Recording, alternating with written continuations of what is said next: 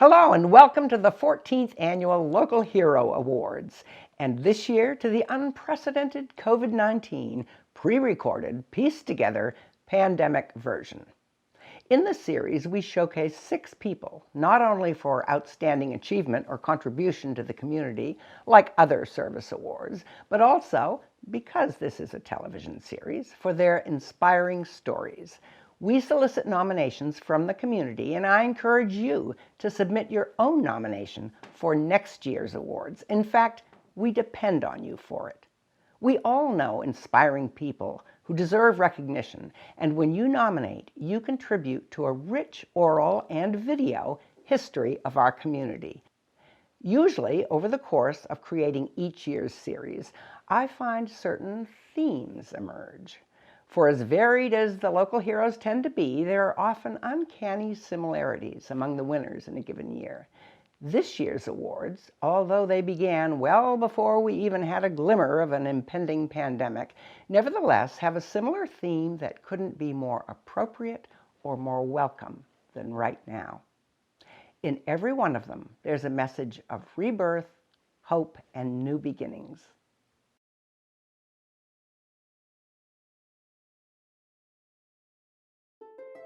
The number of homeless people in the Bay Area is a well-known and serious problem.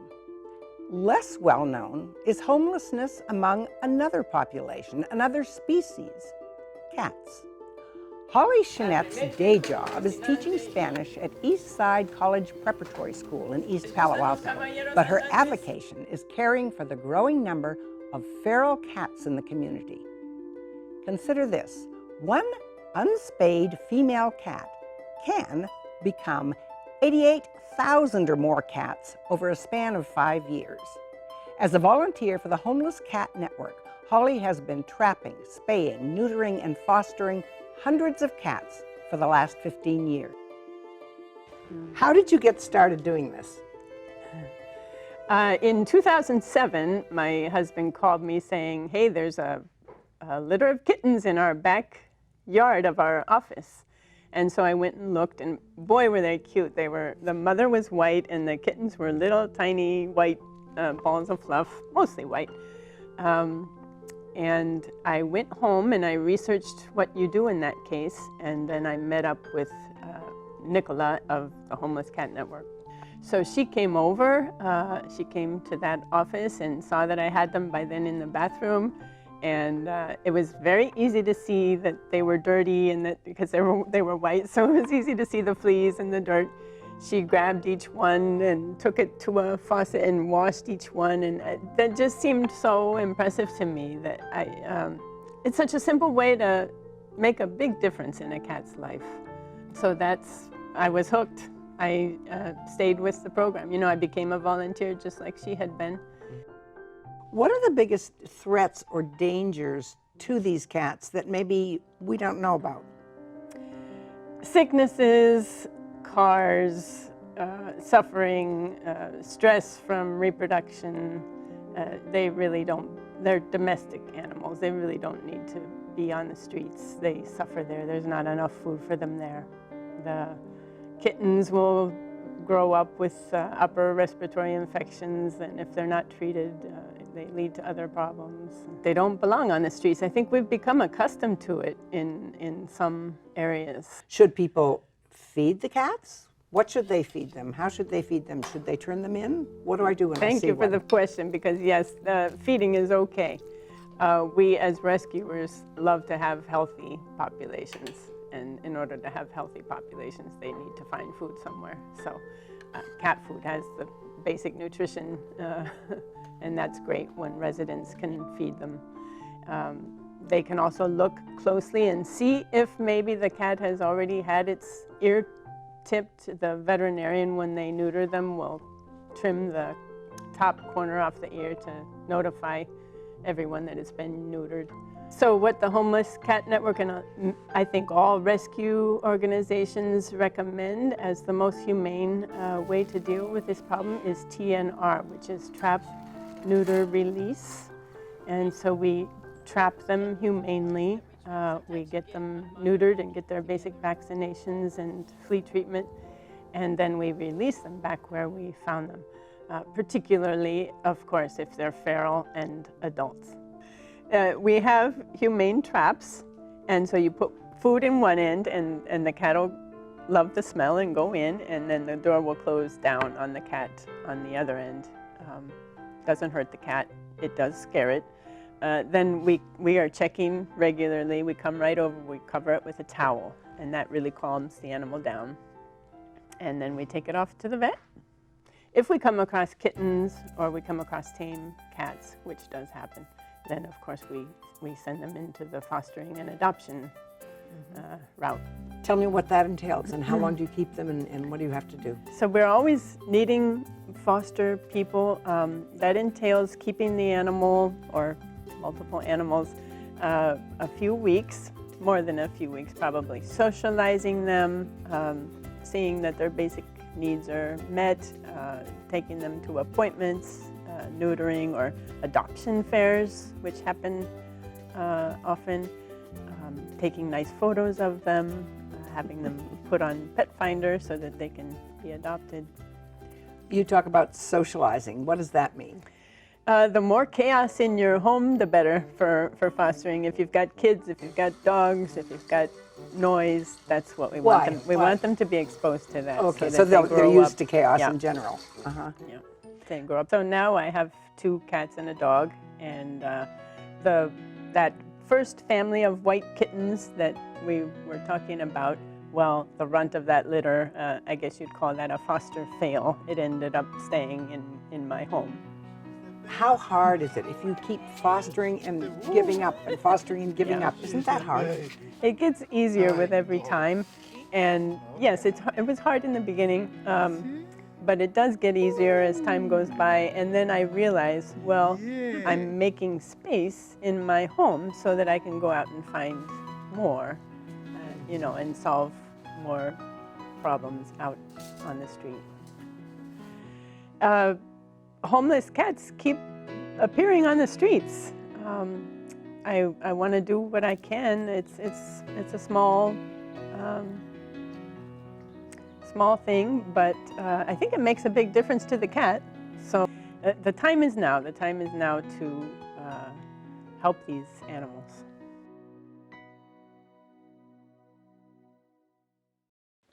When I first read Holly's nomination, I thought, oh goody, lots of cute cat videos, and yes it was. But Holly's work turns out to be so much bigger than that.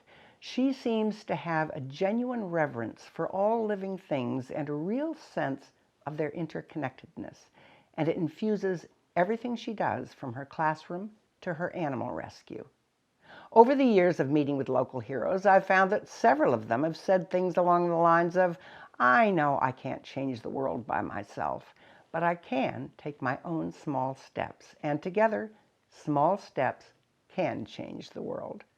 And that's exactly what Holly is doing, one cat at a time. Congratulations, Holly. You and the others will be receiving your award certificates soon, in the mail.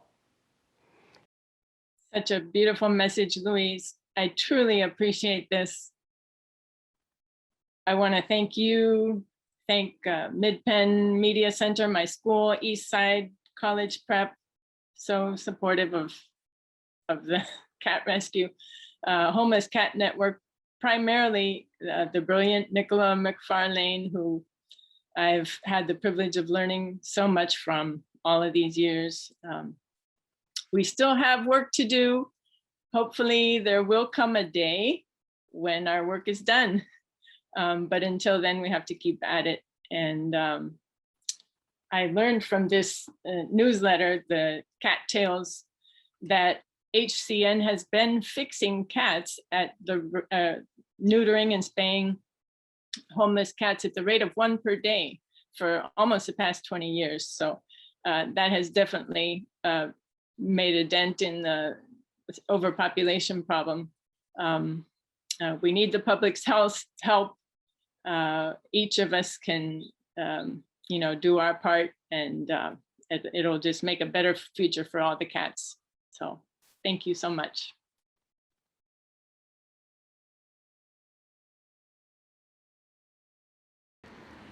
Evelyn Keomium is the founder and director of the Carrot School Project, which runs a school for children who live in extreme poverty and do labor for meals in Abidjan, Ivory Coast. Evelyn was born in Abidjan and was a street child herself. At age 6, she taught herself to read. At 16, she had a son. And at 26, she made her way to Palo Alto, where she soon graduated from college and is now working on a master's in special education. On her first visit back to her home, she had stunning realizations that led directly to the creation of Carrot School, in a town where only half the population can read and 2/3 of the girls are not in school. So 2 years ago, Evelyn became the help she wished she had had as a child. Carrot School, now serving 30 students, has amenities that Evelyn herself never enjoyed when growing up. Electricity, running water, 2 laptop computers, free uniforms, and 2 meals a day, in addition to education and play of a normal school. They have also installed a water system for the whole community, providing clean water to 5,000 people. I grew up in a very small but yet very packed home. I am one of 7. I'm the youngest. Sometimes it was 1 meal a day, sometimes there was none, but I was just happy to be there. My dad, we didn't have much, and so going to school wasn't something that was just offered to kids. So when it became my turn and there was no money to enroll me in school, and when there was money, a male child was going to get enrolled before me, I decided to take matters into my own hand, and I did my first business pitch so that I could sell some cold water on the market for a lady. And she looked at me and she said, "Why would you do that?" And I said, "Well, because I need money to buy a pencil and a notebook to be able to go to school." But let's just say I was very determined. And there was a part of me that always somehow knew that if I just learn how to read, if I stay in school, and if I go to school, my life will be different than what it was at the time and what I was seeing around me for myself and so many friends and so many mothers around. And so that determination made me really just want to learn how to read and write. 14 years ago, I think it's been now, I decided to just move and see what's elsewhere and get a better life for myself and my son. And so I landed in California. But back in 2016, I went back, and it was just such a mixed feeling to be back.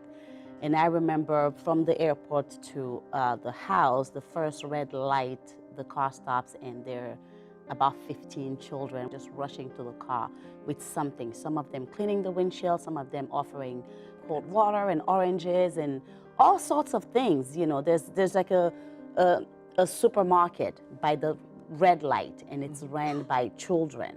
And when I was talking to the children, they said, "Look, Miss Evelyn, when we're in the classroom and we're hungry, we want to be back here selling something so we can eat, and so that our families can also eat." And so because of that, I said, you know, we're going to have a school. I don't know how, but this is what we're going to do, because I want to make sure that the kids that we have are staying in school and we're accomplishing what we set out to accomplish. I sat down and I called my sister back there, and I asked them, I said, well, I want to do something with the children on the street, but I want to focus on education. So what would it take us to get these kids together, you know, and teach them how to read and write? And because I found out that the kids were working for a meal, I said, I really want to give them a meal, because that will attract them, and it will also give them a security of that nutritious meal, at least for the days that they're with us. And so they were like, oh, okay, you know, if you want to feed 50 children, you know, it's X amount, and if you want to feed 100 children, it's X amount. I looked at this and I'm like, wait, you mean I can feed 100 kids per day with that? I want to do that. Like, it just really made me feel like I was doing something important because of how far this little bit of money could go.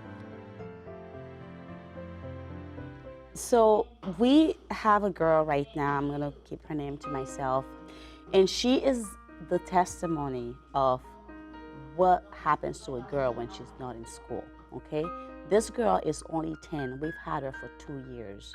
The whole time she was on the street, she was raped more than 10 times before we got a hold of her. It's such a testimony that every day we're able to, provide a meal for these children, and we're changing lives, and they keep coming back, and we can't wait to be able to bring more children in. Everybody's loving it. The teachers, we have teachers who've been teaching for 15 years, and they like, we've never seen this turn around in our lives. It's amazing. Wow. The kids are really transforming the skills that they have acquired on the street. Take a 9-year-old who's never been in school, who's been on the street their entire life. They learn something.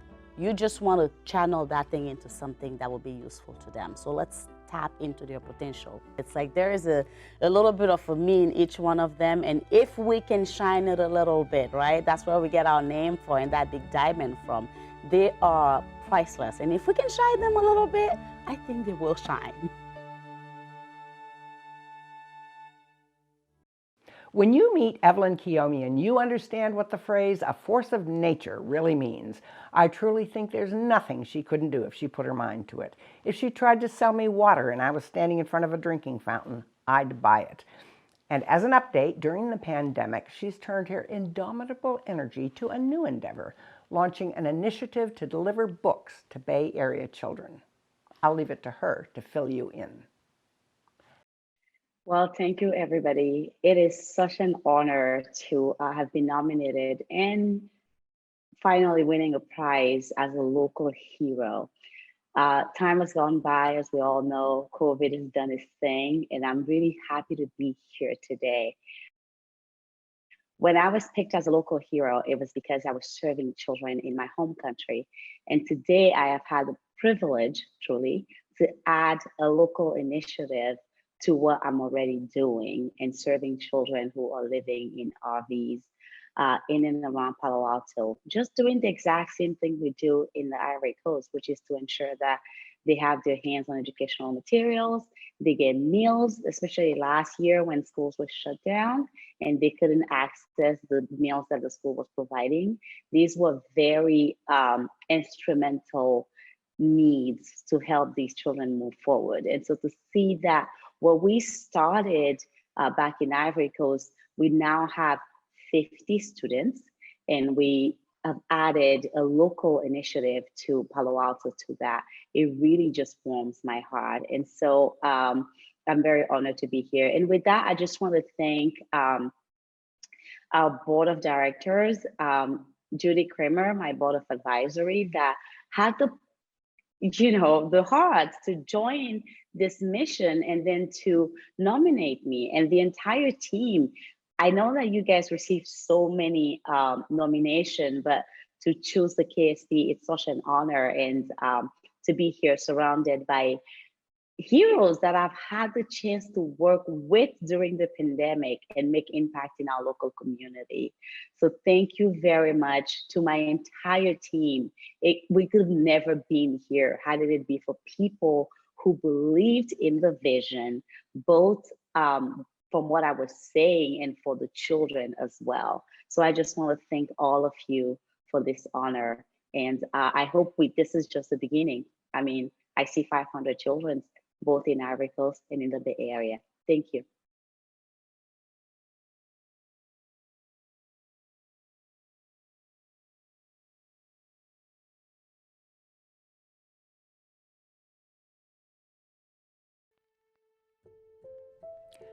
Domestic abuse is a notoriously difficult crime to deal with on many levels.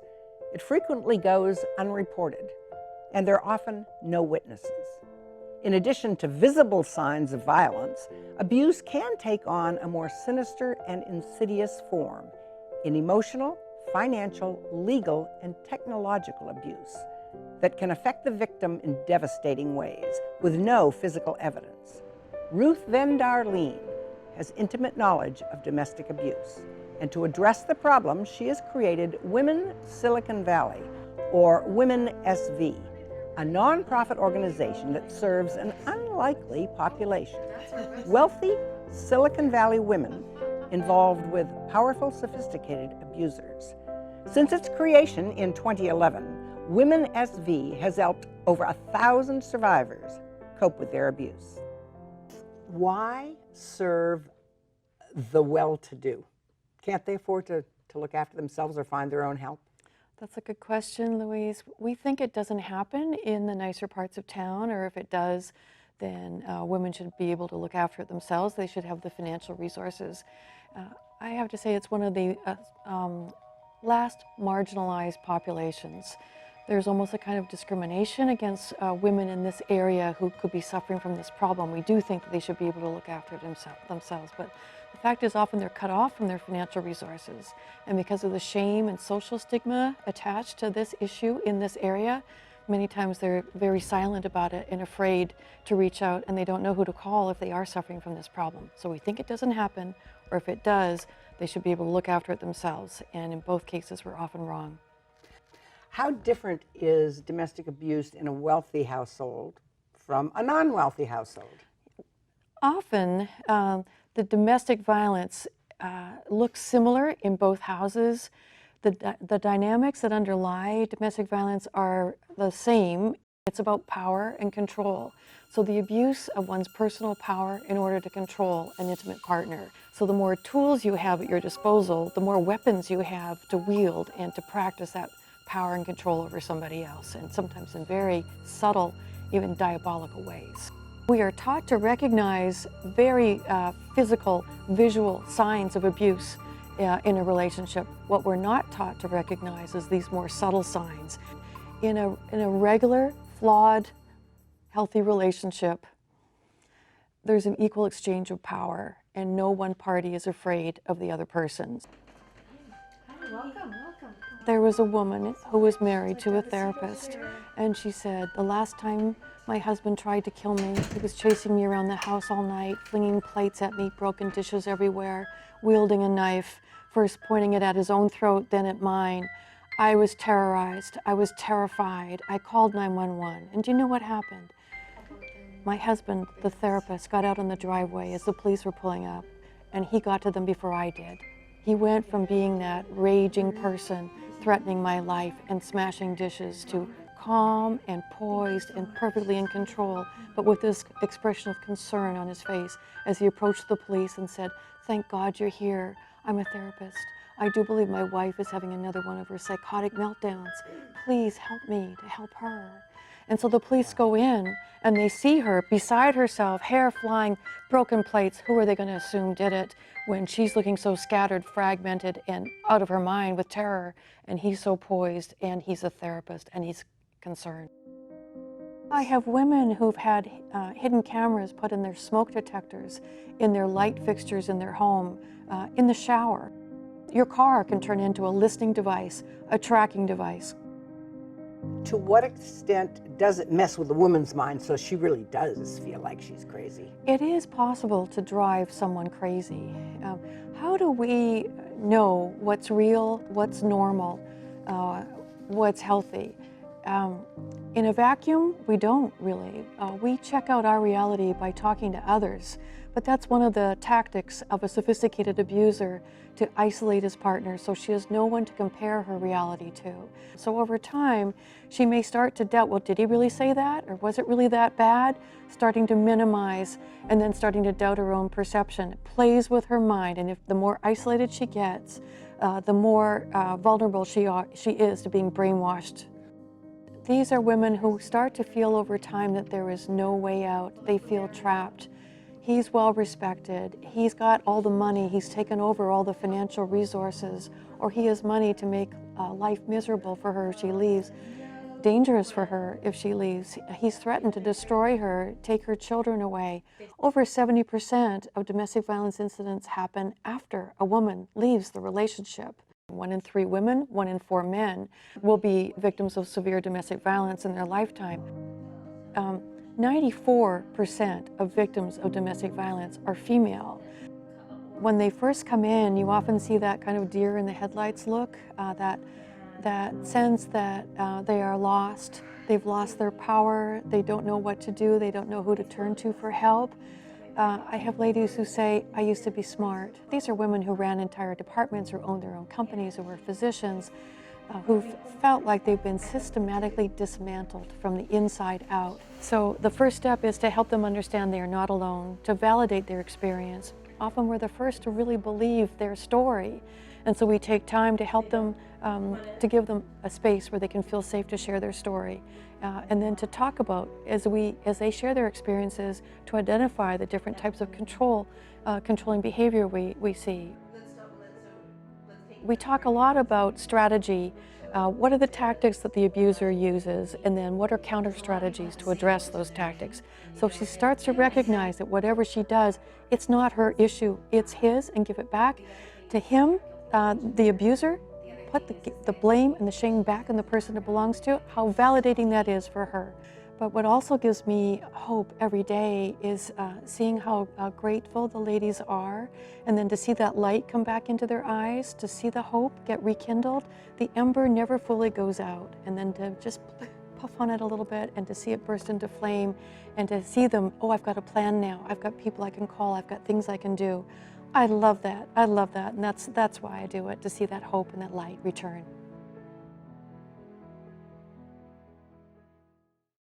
I have to confess that when I first heard about Ruth's work, I was really naive, and as I found out, so are a lot of other people. I'd really never thought about the possibility that abused women who were rich could actually have challenges that make it harder for them. What I found particularly inspiring about Ruth was how she's simultaneously strong and kind in a way that's rare. And I guess that's part of what makes her perfectly suited to this difficult, desperately needed work. In keeping with the New Beginnings theme of this series, the new beginnings Ruth facilitates probably tend to go unseen by most of us. So I like to see this award as a chance to confer some public recognition that she truly deserves. Louise, thank you so much. I want to thank everybody with the Mid-Peninsula Media Center and everybody that made this award possible. What an honor to be recognized tonight. I do appreciate your kind words about my service, but I also want to acknowledge all the people that made this night and many nights before this possible. Back when we started our organization in 2011, for the past 10 years, I've been so honored to have the support of our local town, Los Altos, and City Council, and our Los Altos Police Department, the town crier, the newspaper that keeps everybody informed, and even the support of our local county. And we're privileged to have great relationships with the family and criminal court system, and with various providers in the community. So it's, I often say to our ladies, it takes a village. When you are thinking about leaving an abuser, don't try to do this alone.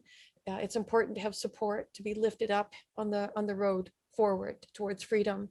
And we want to be part of that village. And we're so grateful to all the providers and all the supporters in our community, including Mid-Peninsula Media Center, for being part of that village and for giving our ladies the hope to carry on and to know that tomorrow could be better than today.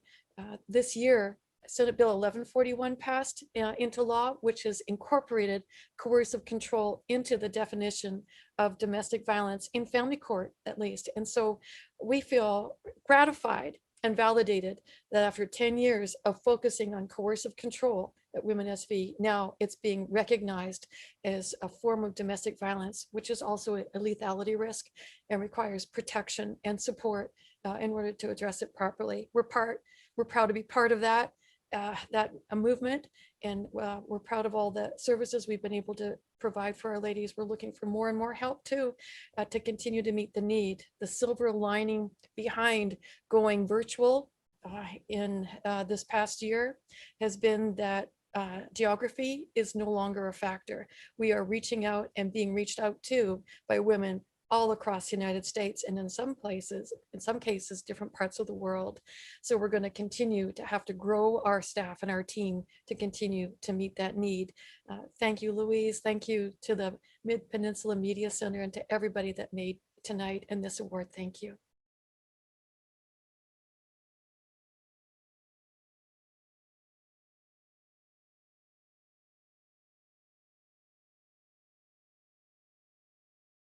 Jessica Radmilovic was a competitive gymnast in high school and had plans of going to college on a pole vaulting scholarship.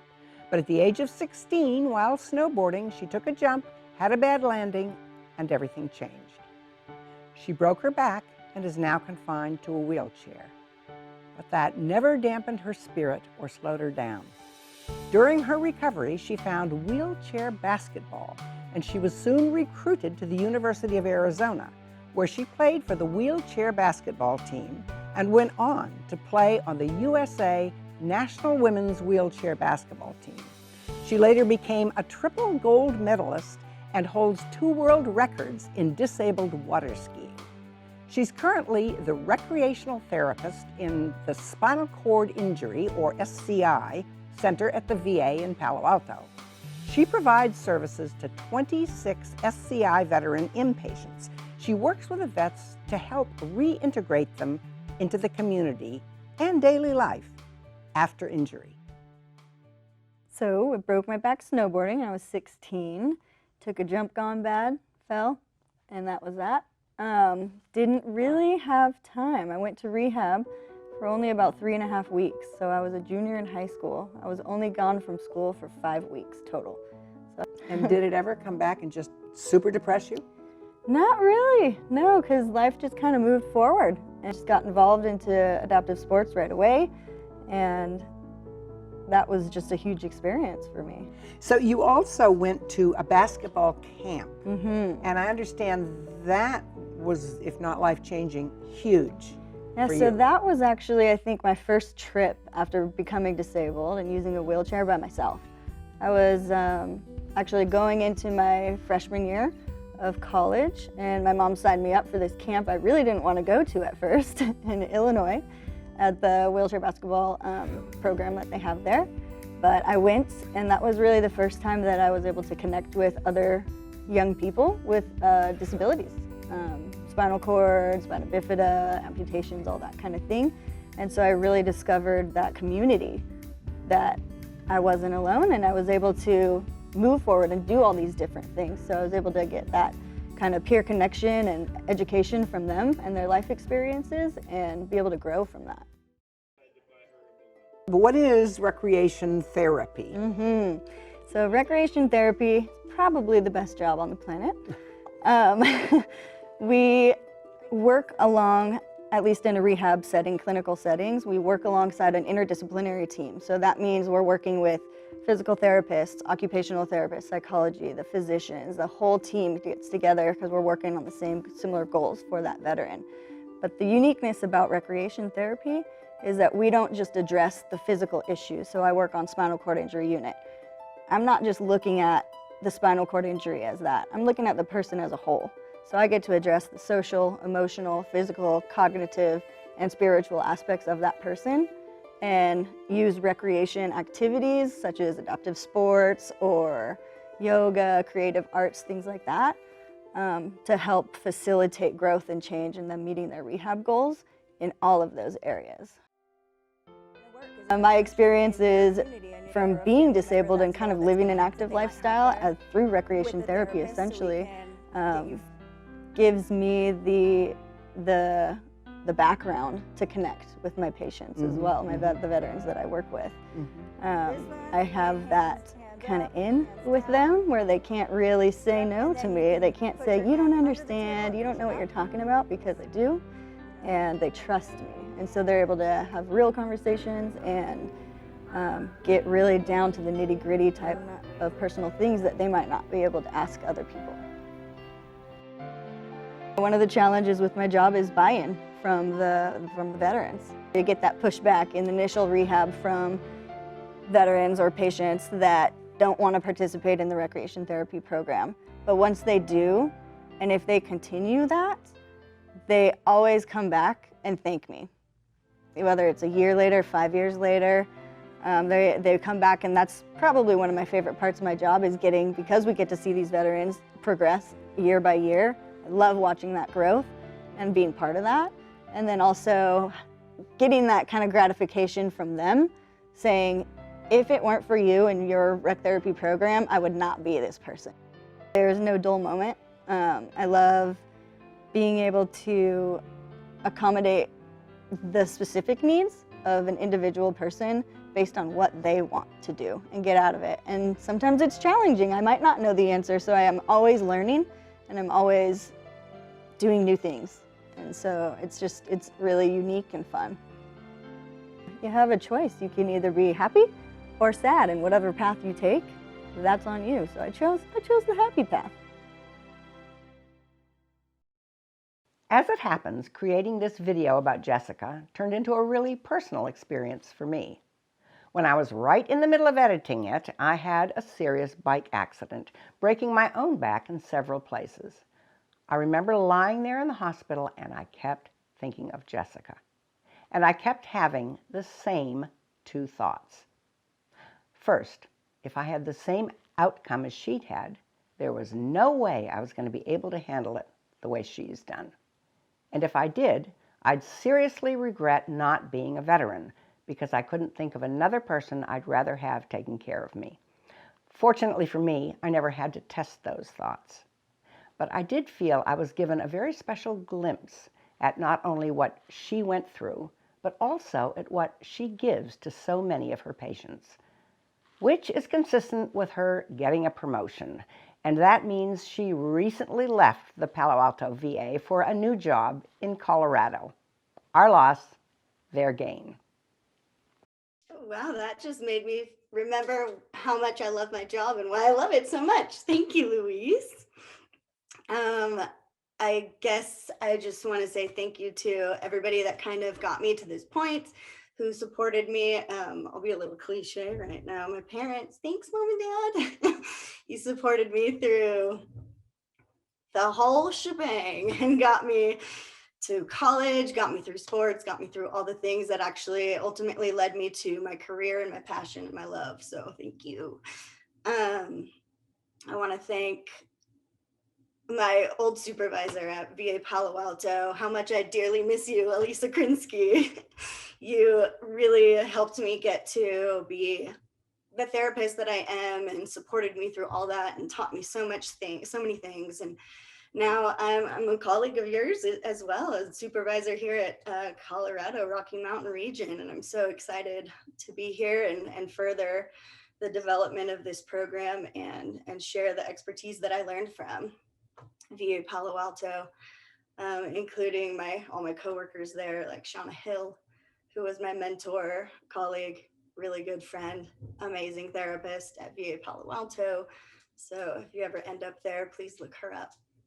And then everybody else along the way that has supported me, and whether it was a coach in my athletic career, a teacher, a professor, a friend, family members, you all kind of played a part in me being who I am now and where I'm at. And I think that's a pretty good thing. So support our veterans, keep going strong, stay healthy, and thanks everybody. Thanks, Luis, for this opportunity to have this award and, let my light shine. So appreciate it.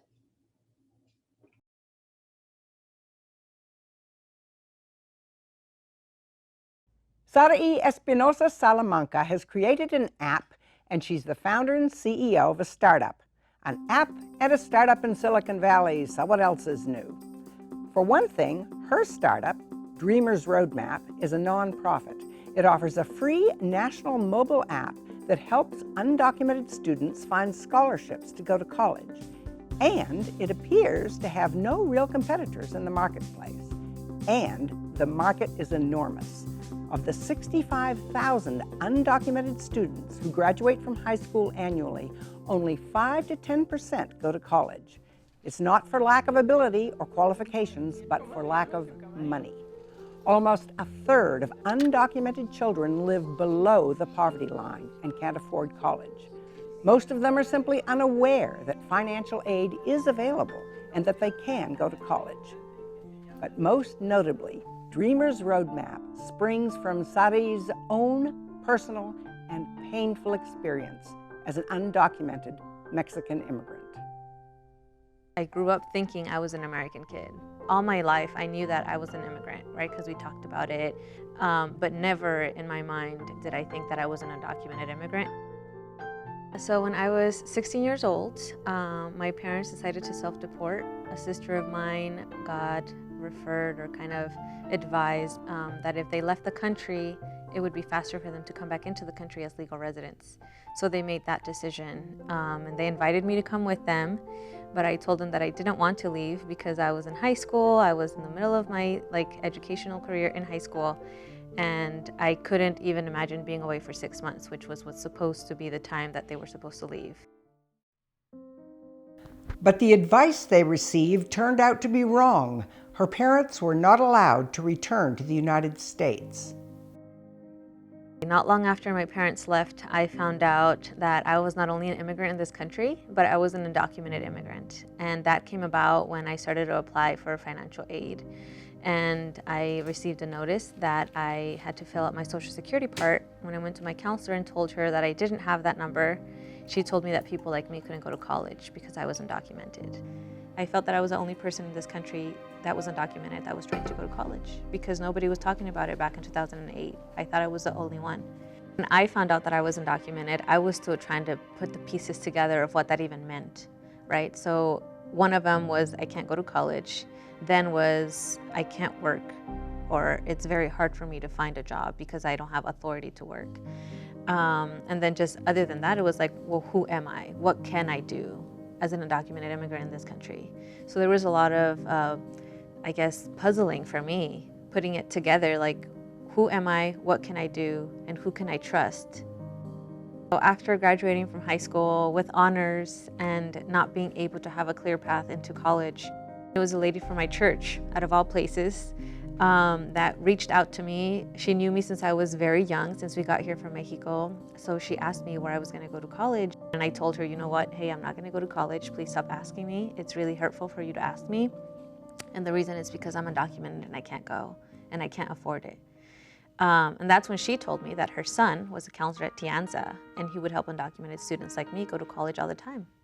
So she told me that there was in-state tuition for undocumented students like myself, figured that out, and was able to put myself into college in 2008, that same year that I graduated. Not long after I started community college, my father got diagnosed with cancer back in Mexico, and expenses started to get very high.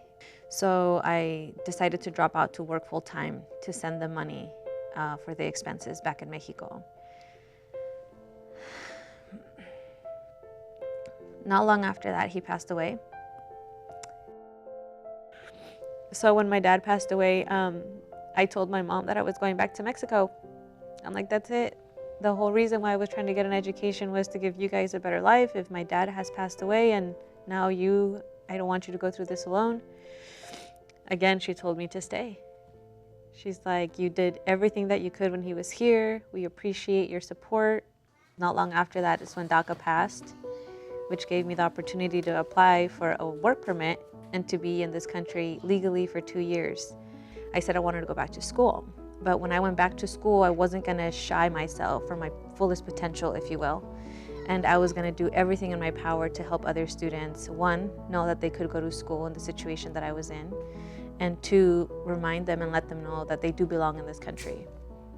It started with this blog and me putting local scholarships onto this blog, letting other people know these are the scholarships that got me in and they can help you. I hope they can, and here they are. And yeah, in 2014, the competition opened up, Voto Latino Innovators Challenge, and I was asking anybody in the country to solve a problem using technology to solve it. So I pitched my idea and I made it to the top 6 in the country, and I went to DC, pitched it in front of the judges. Mind you, with no tech experience of coding or anything, I did my demo on Word using shapes. Just grabbed a phone from Google, put little shapes on top of it, and I said this is what the app would look like. It would serve all of this population. I went through this a couple years ago. Thousands of students are going through it today still, and no one is doing anything about it, and I have the solution, and I want you to support me to fix it. So I won first place in the country, and I came home with $100,000 to be able to launch my app. So what we do and makes us different from everybody else is that we do it based on state, educational level, and whether you have DACA or not, which makes it a lot easier. So we have filters on our app. When you download it, you answer those 3 questions, and then it tells you out of those 3 questions that you answered, these are the scholarships that you qualified for, which makes it a lot easier for the student, saves them a lot of time. And not so long ago, we already started hearing of stories of people who graduated from college, being the first in their family because of the funding that they found on Dreamers Roadmap. And that just fills my heart with pure joy. On July 2015, I finally became a green card holder. So not long after that, I was already very pregnant also. That's another big thing that happened in 2015. I was pregnant with my first child. I got my green card in July. And in October of 2015, I traveled to Mexico for the very first time after immigrating to this country of over 20-something years and not being able to see my mom for over 10 years. We finally reunited in Tijuana, Mexico.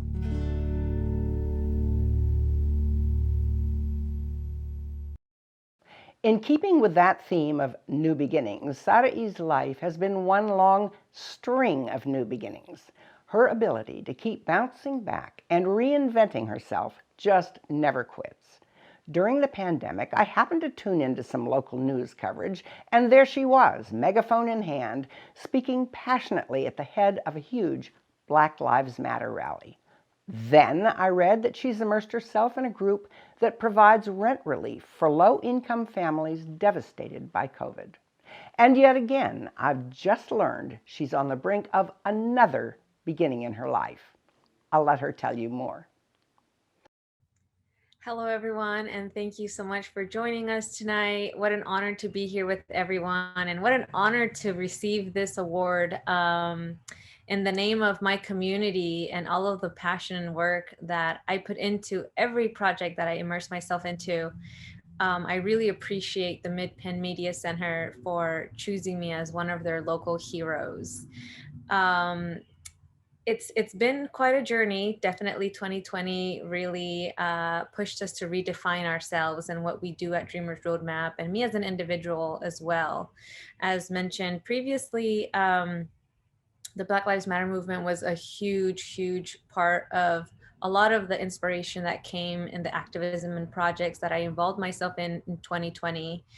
Not long after the pandemic and shutdown occurred, I collaborated with two local organizations to create a campaign called First of the Month, where the idea was to raise $1 million to help low-income and undocumented families of color and just low-income families of color pay their rent. Like a lot of us know, the backbone of our country and Silicon Valley is the working class. And a lot of these families lost their job from one day to the next unexpectedly with no savings and no other avenue. And right away, we, sent this survey. People said rent was the biggest thing that they were afraid of not being able to pay. So that became our North Star. I'm happy to inform that we raised $2.4 million.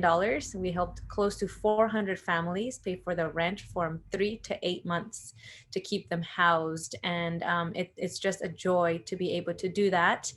And the newest venture that I am going to spearhead, hopefully this fall, is I actually got accepted into Santa Clara University. So after 13 years of graduating from high school, I'm finally, and it gets me emotional, going to complete that promise that I made to my parents. And I'm going back to college to finally get my bachelor's degree. Thank you so much and have a great night. God bless.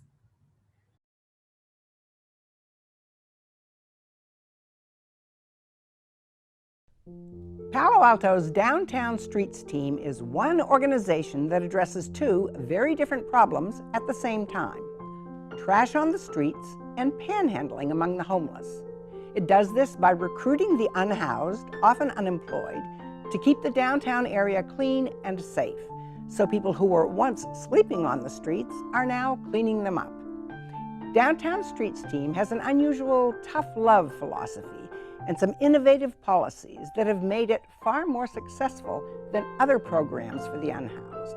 The organization, started in Palo Alto in 2004, has now helped over 1,000 people end their homelessness and graduated over 1,000 people into employment. The program is now in 16 California communities, and last year they recovered over 2 million gallons of debris from the cities. The program has been replicated nationwide, garnering several prestigious awards.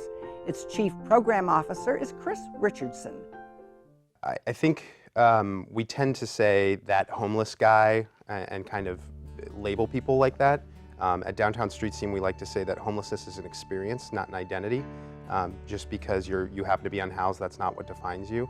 I have met people that have come from all different walks of life. I've met someone here in Palo Alto that we served as a team member who had 3 master's degrees. And if I told you a story, you know, it's not that he was lazy, it's not that he had mental health issues, it's not that he had addiction issues. Fallen on hard times, and a lot of times, you know, we saddle the homeless, if you will, with you know, those issues. When we first got started, we wanted to get to know how best to serve folks. That makes sense. One of the questions that we asked, and really the only one that's stuck with us this entire time, 15 years later, is we asked the question, what's the worst part about being homeless? And so, you know, this was designed by folks that had never been through that experience. And we asked, you know, is it being out in the cold? Is it your safety? Is it at night? Is it not being able to use the bathroom? And we were really kind of surprised by the answer. Overwhelmingly, we had a little other box that people could check, and everybody checked that other box. Well, most people checked that other box. And they said some form of feeling looked down upon, or some form of feeling marginalized, or the way people look at me. And you can imagine what that does to your psyche, to your sense of hope, to your sense of dignity, to your sense of motivation for a better life. When you walk down the street, people are trying to avert their eyes and not recognize you as a human.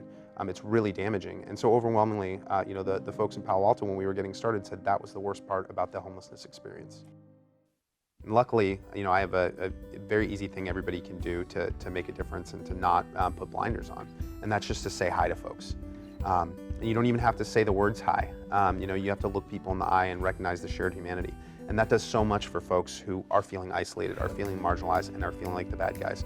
And you never know when, you know, just enough people treat them like a human, you know, they're going to start feeling better about themselves. And once someone feels better about themselves, they're much more likely to be stable in employment, in housing, to remove roadblocks to homelessness. What does Downtown Street's team do that is different from other programs? Yeah. You talk about a missing piece that you provide. What is that? Yeah, the missing piece, there's so many great providers that do vocational programs, for example, for low-income folks. But when you're out on the street, you're in survival mode, and you're worried about where you're going to go to the bathroom, where you're going to get your next meal, how you're going to keep your belongings from getting stolen or swept. And so you can't join a culinary program for 12 weeks when you haven't had a shower in 5 days and you're tethered to your belongings. And you need a bus token first and foremost to get anywhere. For so many folks on our streets, there's not that low barrier entry into other services, and that's what Downtown Street Team does. So specifically, what form does that missing piece take? It's a volunteer work experience program where folks come to the team, they volunteer, they throw on a yellow shirt, and they start cleaning up their community. And in exchange, they get a couple of things. One is a basic needs stipend so that they can address you know, that survival mode and get into goal-setting mode. But it also comes with case management services and employment services. And I actually think, you know, one of the secret sauces, if you will, is that sense of community that they feel. Everybody's in a yellow shirt. It's kind of corny, but they're on the same team and they hold each other accountable. They support each other. And when you come to one of our team meetings, it's really kind of, I always say, unhoused people helping other unhoused people out of homelessness. And they're really doing a lot of the work together in this positive community. And so that's one of the main benefits that our team members get. Do you see any kind of transitions or ahas among people? Oh, all the time. And I, despite the fact that I've done this work for over 10 years, still sometimes, you know, have my doubts, like this person doesn't seem to get it, they don't seem to want, you know, to change maybe this behavior that's really keeping them there, and I'm proven wrong all the time, which is really the best time to be proven wrong and makes this job so much fun. I never had considered doing nonprofit work as a career. I'd never thought, it just never entered my mind. I grew up at Palo, you know, work was about making money. And I've had jobs where I dreaded driving to work every single day. And I've had a tech job where I hated going to work every day. And being able to love what you do, I feel very, very lucky to be able to do that and to be able to hang my head up high and get paid to make the world a better place. It doesn't get much better than that.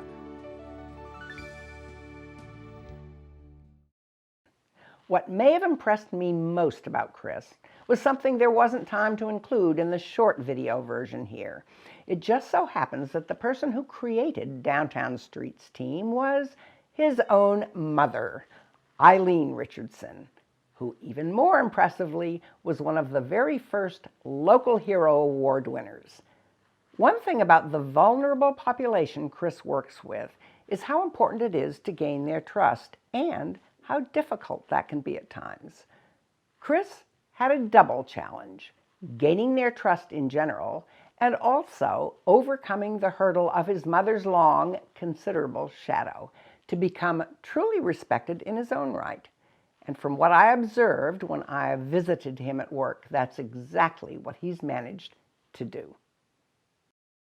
Well, obviously very humbling anytime I'm mentioned in the same breath as my mother. And for us now to share this award is something pretty special. Always, don't feel deserving of this type of recognition. The work itself is really, in and of itself, the greatest reward. My father as well does this type of work. He can't thank him enough for him and my stepmom for their shaping of my life and my values.